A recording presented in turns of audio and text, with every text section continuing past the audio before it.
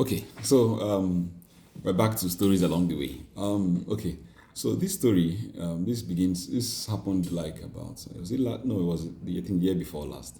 A lady called me from somewhere. She had been referred to me by a relative of hers, whom I had not personally, whom I have not personally seen till today. This kind of thing used to happen from time to time. People will refer people and say, "I think you need to meet with Ava. I think you need to meet with Ava, and you guys may want to. I'll connect you to someone, stuff like that." So she called me and she told me a sad story. Now the story was her husband.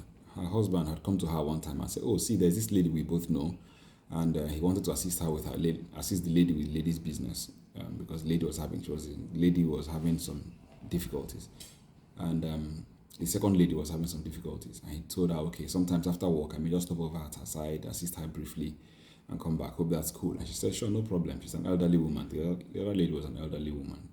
Okay, a bit more elderly than this, than our first, than the lady who called me up, and the first lady. So now the thing is, after a while, the husband came back to her and told her that, "Look, actually there's an issue." She said, "What's the issue?" The issue was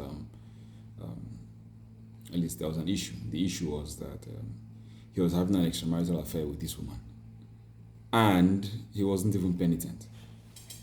Okay, she got upset. She was upset that he wasn't even penitent. He was behaving like it was what he was doing was normal. So she, no matter all her complaints, everything, every effort she made to get through to him, to reason with him, it fell on deaf ears. He was insistent on continuing the relationship. Later on, she called the lady and she called the lady up to say, "This was not. Is this how you want to repay me for uh, for allowing my husband to assist you when you needed help?" Instead, the lady threatened her that if she did not let the husband marry her as a second wife, this is Nigerian setting. If she didn't let the husband marry her as a second wife, she would show her that she was from so and so place. So and so place is nationally renowned for it has a nationally renowned shrine. You call the name, everybody knows the place. So this was when this woman was flabbergasted. It was at this point that the relative of hers now told her that, "Look, I know this guy, I know this man of God, I know this guy, that you might want to call him." And that's how she called me. I had not met her before that day. After this time, she and I have not spoken frequently. So she called me and said, "See, oh, somebody told me, give me your number, and this is what I'm going through. And I don't know if there's anything you think, if the power of God, I just need somebody to help me. I need somebody to help me up in prayer and stuff." And I was like, like I said, I sometimes get stuff like that coming. I frequently, not sometimes, I frequently get appeals like that, stuff like that, um, I do what I can. So so um, so she called. So she said, "Okay, cool." So I told her, "Okay, cool. See what I'll do. Yeah, I'll pray about it and I'll give you feedback." So she gave me the details and I said, "Okay." And I went to pray about it at night. What I would do was I would take time, then at night I'll bring it up with God and discuss it. So I prayed about it at night and then I slept off. I didn't hear anything clearly from God, but I slept off and I had a dream. In the dream, I saw myself, I was driving a lady. I was something like a 3 bedroom flat or so, maybe 3 or 4 bedroom flat, I don't know. And there was the lady in one of the rooms, and I would drive her from this room, and she would go to another room. I'll drive her from that room, and she would go to another room. I'll drive her from that room. And finally, she got to the gate of the compound, and she said she would leave. She would leave. She would leave. Let her take her things. Let her just take her things, you know. And that was where I was disconnected from the experience. So I woke up, I told the lady, I called her, I told her, "See, I understand, I believe that I've heard from God.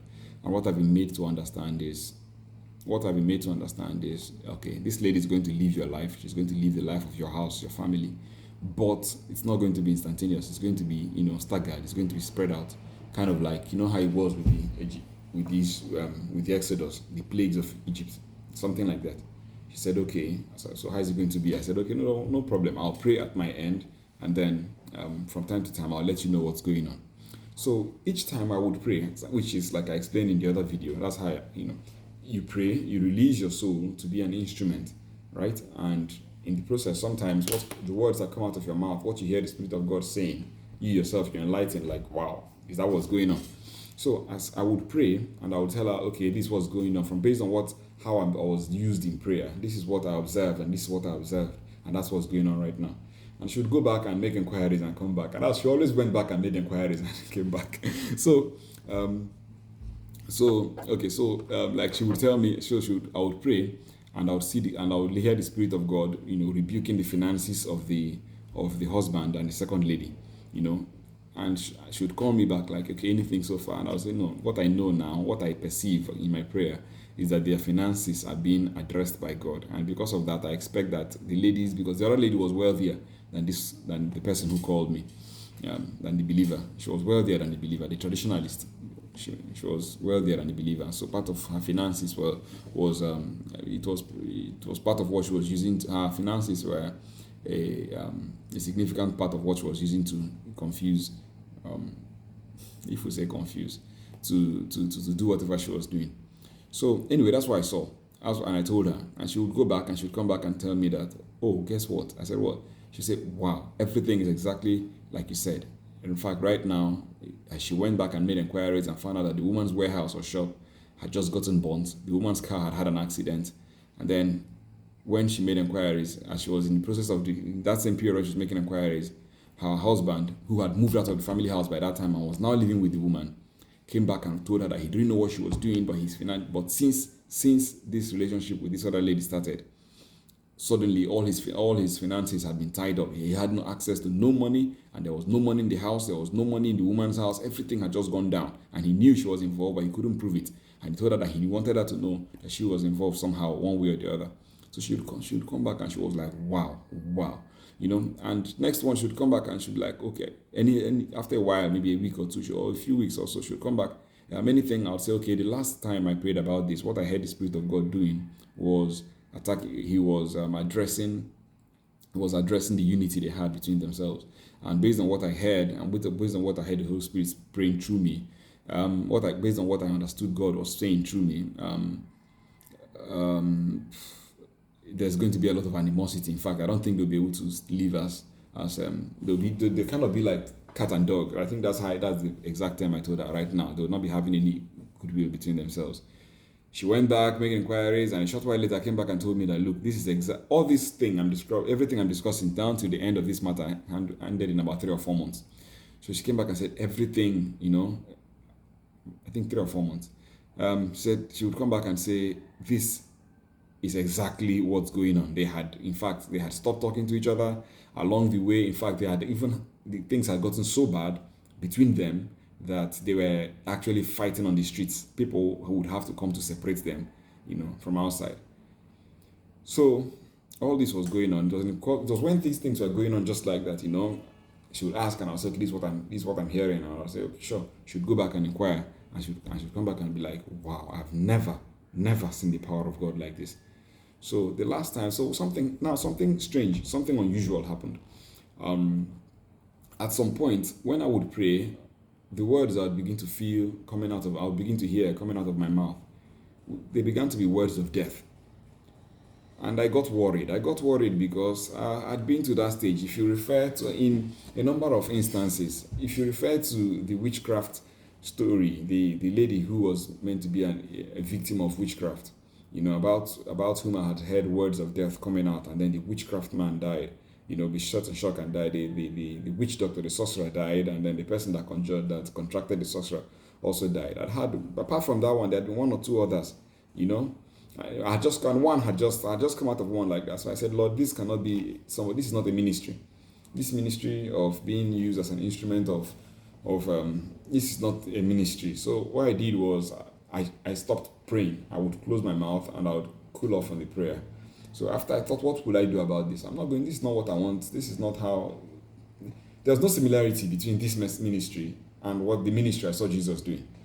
So what I did was I went back and one night I stretched myself out flat on the ground and I prayed to God that somehow, please, this woman, if it continues like this woman will die. Instead of for her to die, let it be that wherever she goes, whether she goes to any sorcerer, because I think it had already been revealed spiritually that she was contacting spiritual power, she was contacting spiritual power brokers, sorcerers, witch doctors, and those kind of people. So whatever, let it be that wherever she goes, if she goes to a witch doctor, the witch doctor himself will be the one to tell her that this thing cannot go further beyond this. If she goes to anybody, even if she goes to a pastor, even if she goes to her friend, let every member of her family tell her this thing is wrong. So that was how I prayed. I laid out flat on the ground and I cried out to God that let it go this way. So a short while after, the lady called me and told me, see the latest now. Her husband has come back to the house. I said, okay. He called for a meeting. She refused the meeting. I said, what's the matter? She said, okay, hear the story. The story was the husband had got a call from a native doctor. The native doctor had summoned him, asked him to come around, and he came around only to meet the other lady in the native doctor's place. What happened was the native doctor said this lady had come to ask him to contract his services against his wife. And when he found out that the woman was not the man's wife, he told her instead to go and come back. And then he got the man's number indirectly. And then he's unknown to her, called the man and told him that he wanted him, could he please come, and he had something to show him on that day. And when the man came, he met the woman there and were like, wow, what's going on here? And he said, this lady contracted me to use jazz on you to separate you from your wife. Okay, yes, apart from separating you from your wife, the woman was becoming jealous that somebody else was having his attention, and probably because of the quarrels they were having and all that. So she wanted him to use jazz, to use sorcery to bind him to her. And the native doctor was like, you're not the first wife, and you're wanting him to bind you. You're not the wife, and you want him to bind you, somehow. And he refused to do it. Instead, he called the guy, and then he saw and he explained everything that was going on. And when the man saw it, he was shocked. And that was how he disconnected and said he wasn't doing this anymore. And he left the other woman and went back to his family. At this point, the believer said, no, she's not interested in this marriage anymore. It was now she started doing like she says like she was not interested. No, she just wanted, okay. Yeah. So she made it very difficult. But the man persisted. And at the end of the day, after much family meeting, she accepted him back, and that was how the thing ended. All this from the beginning, from the time she called me into the dream, ended till the marriage came back together, was about 3 or 4 months. In the course of all this, what stood out for me the most, 2 things stood out for me the most, was when one lady said, I've never seen the power of God like this before, because of how accurate it all was. It was unusual for her. And then 2, when I realized that even when there was something Moses did, when God was angry and said, shift, I want to wipe out all of Israel, Moses said, you're going to wipe them out, wipe me out too. I liked that because that gave me, it was possible for one to be a servant of God and not necessarily agree with every immediate instruction that he asked you to. It wasn't really an eye-opener because I'd seen Job do something like that and I'd always respected that. But it's not enough to know that something else had happened in a similar way. Could one do that in a right way? For me, it was a validating experience for me. So that was that. Stories along the way. Thank you.